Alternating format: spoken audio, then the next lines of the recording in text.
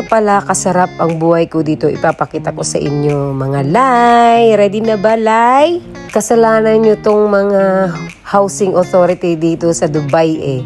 Ayan, kinakailangan ko na tuloy maglipat dun sa kaya lang ng budget natin, Lai. Naku, ayaw nilang maluoy, Lai. Pagtapos ng unang hakot, nakita ko to sa may building. Diyos ko po, ang buti nyo po. So, kaya ayan, meron tayong nagamit sa paghahakot doon sa mga mabibigat na hindi kayang suluhin nila. So, kinakailangan ko tong trolley. Salamat po. Napakabuti niyo po, Diyos ko po.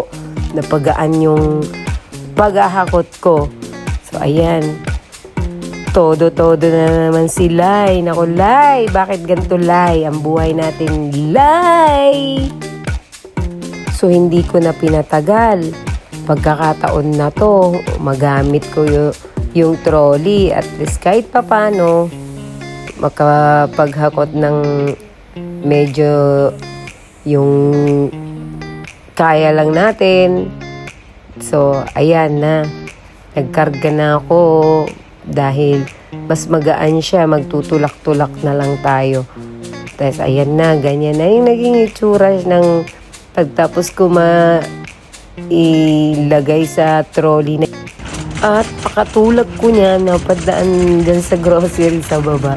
Nakita ng helper yung trolley, pinagbawalan niya, dapat akong gamitin yan. Kasi nakiusap lang ako. Medyo malayo na kasi sa grocery at hindi naman grocery ang laman niyan. So, napakiusapan naman, okay, na iniwan na lang natin yung ating Emirates ID. Kaya tuloy ang rampalay, naghakot-hakot. Okay naman, magaan naman siya. At least siguro mga 30 minutes tayong natapos maghakot.